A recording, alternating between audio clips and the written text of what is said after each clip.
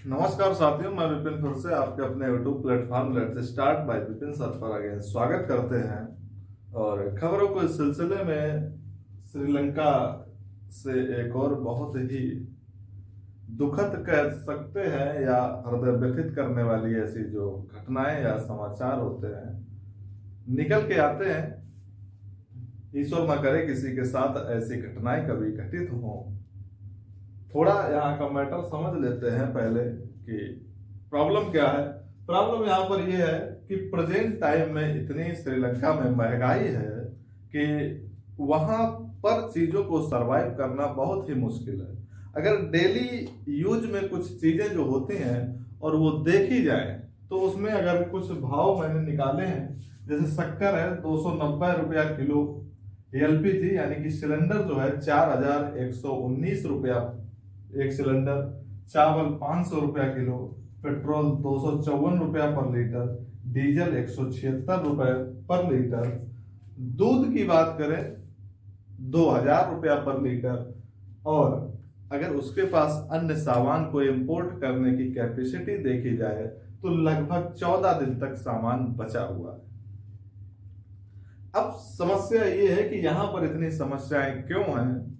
इसके बहुत से बेसिक जो रीजन है, हमने 2 वीडियो ऑलरेडी श्रीलंका पे बनाए हुए हैं, वहां से आप नॉलेज एक्वायर कर सकते हैं। लेकिन फिलहाल की यहाँ पर जो रिसेंटली की समस्या है वो समझने का प्रयास करते हैं। श्रीलंका की अगर भौगोलिक स्थिति पर पहुंचे तो यहाँ पर नीचे दक्षिण में श्रीलंका है और इधर हमारे तमिलनाडु के थोड़ा सा इधर भारत की स्थिति में आता है और बीच में राम सेतु या पम्बन सेतु बना हुआ है। श्रीलंका के लोग पलायन कर रहे हैं और पलायन करने के बाद वो भारत में मूव कर रहे हैं। भारत में मूव करने का जो उन्हें साधन जैसा उचित मिल रहा है, कुछ नाव से आ रहे हैं, कुछ पैदल सेतु के माध्यम से, यानी कि जैसा सुटेबल साधन मिल रहा है वहां पर आके बस रहे हैं और तमिलनाडु में आके रहने की व्यवस्थाएं में जुटे हुए हैं। समस्या क्या है? महंगाई। महंगाई क्यों है? क्योंकि ऑलरेडी वो दिवालिया हो चुका है। यानी कि बताया था पिछले भी वीडियो में कि कोरोना काल में इसकी हालत बहुत खराब हुई। चाइना से काफी पैसा लिया और इसने भारत से भी $1 बिलियन पैसे की गुहार लगाई। यानी कि इससे पहले इसने बहुत से देशों से कर्जा भी ले रखा है। यानी कि इसका जो व्यापार था, एक्सपोर्ट इंपोर्ट, काफी दिनों से बंद चल रहा था और ये भारत में आके बस रहा है। और भारत में जो तमिलनाडु है वहां के जो चीफ मिनिस्टर हैं एम.के. स्टालिन, उन्होंने बाकायदा इनके रहने की व्यवस्था की। व्यवस्था का मेन रीजन जो था यहाँ की महंगाई, और महंगाई के जो वीडियो ऑलरेडी 2 पहले बने हुए हैं बेसिक, वहां पर वो आप कवर कर सकते हैं। 5-5 मिनट के हैं, क्या उनकी वजह थी बेसिक, वो सारी कवर की। फिलहाल यहाँ पर इस मुद्दे पर पहुंचते हैं कि इतनी समस्याएं क्यों और भारत में आके रह रहे। चलो ठीक है, भारत एक ऐसा देश, हमेशा हर देश के प्रति जो उदार नीति रखने वाला, सामने वाला उसके साथ कोई भी बर्ताव करता है, ये हमेशा उसके साथ विनम्र और उदार प्रवृत्ति का व्यवहार रखने वाला देश, हमेशा से दूसरों की हेल्पफुल या दूसरों की मदद करने वाला देश रहा है। और इसी के साथ श्रीलंका के जब यहाँ पर लोग आते हैं तो रहने के लिए उचित व्यवस्था की जाती है। अब समस्या यहाँ पर यह है कि रूस यूक्रेन में जब क्राइसिस आए तो यूक्रेन के लोग पड़ोसी देशों में रहने चले गए। यहां तक कि अमेरिका ने भी 1 करोड़ लोगों को रहने के लिए आश्वासन दिया है। भारत में अगर ईश्वर ना करे कभी ऐसी कोई सिचुएशन घटे कि अगर भारत पर कोई समस्या आती है तो हम भारत यानी कि हम और आप लोग कहां रहेंगे जाके, जरा एक बार सोचिए। और अगर आप जरूर इस बारे में सोचते हैं तो आपके लिए एक बहुत ही हृदय विदारक घटना आपके अंदर ही कचोट के रख देगी कि आप जाएंगे कहां।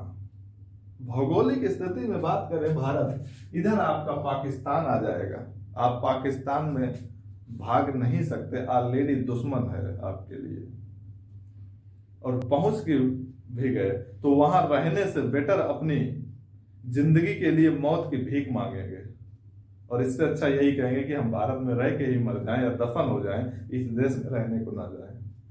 इधर आपका चाइना ऑलरेडी कब्जा पे रहता है, नेपाल ऑलरेडी चाइना के चप्पल चाटता है, वो भी आपका दुश्मन है। इधर म्यांमार, बांग्लादेश ऑलरेडी अपनी समस्याओं से ग्रसित है, वहां पर सर्वाइवल ही नहीं है। नीचे या तो हिंद महासागर में तैरे या तो उधर पैसिफिक ओशियन यानी कि प्रशांत महासागर में तैरेंगे। आपके पास जाने के लिए कहीं भी जगह नहीं है।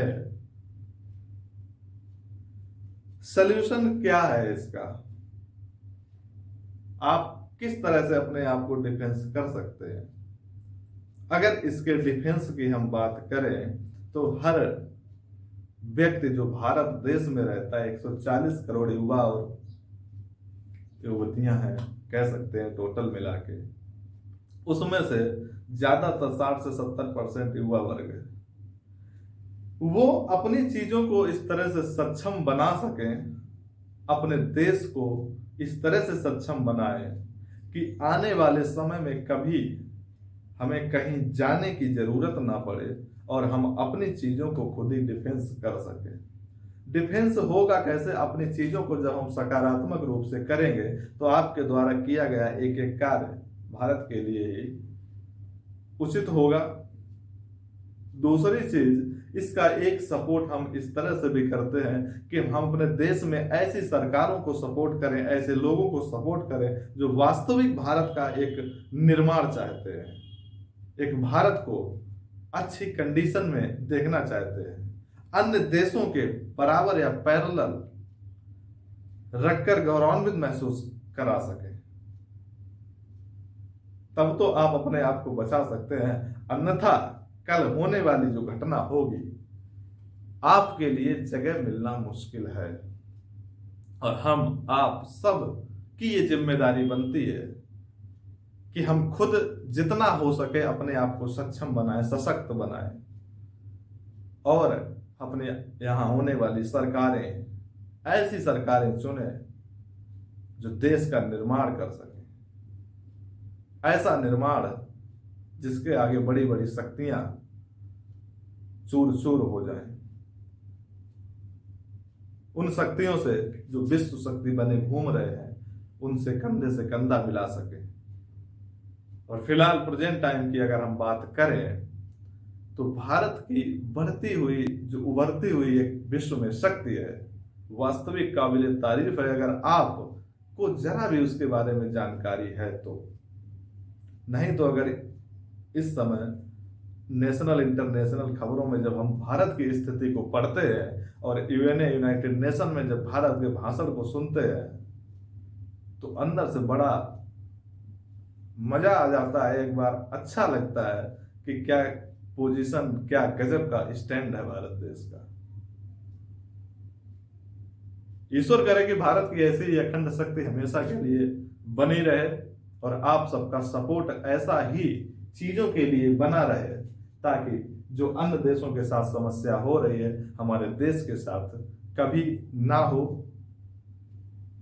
और इसी के साथ फिर अगले किसी ऐसी ही जानकारी के साथ मिलेंगे। फिलहाल जानकारी काफी अच्छी तो थी ही, लेकिन किसी देश के लिए बहुत ही खतरनाक जानकारी है।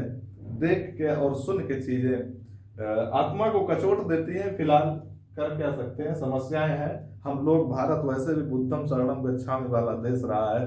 अतिथियों को मेहमान के रूप में स्वागत किया जाता है, जो आया उसका स्वागत होता ही है। फिलहाल इसको आप जानकारी के लिए इसके और भी जो वीडियो बने श्रीलंका के उनको जरूर देखें ताकि ये चीज आप उसको कनेक्ट कर सकें और आपको चीजें समझ में आ सकें। तब तक के लिए नमस्कार, धन्यवाद।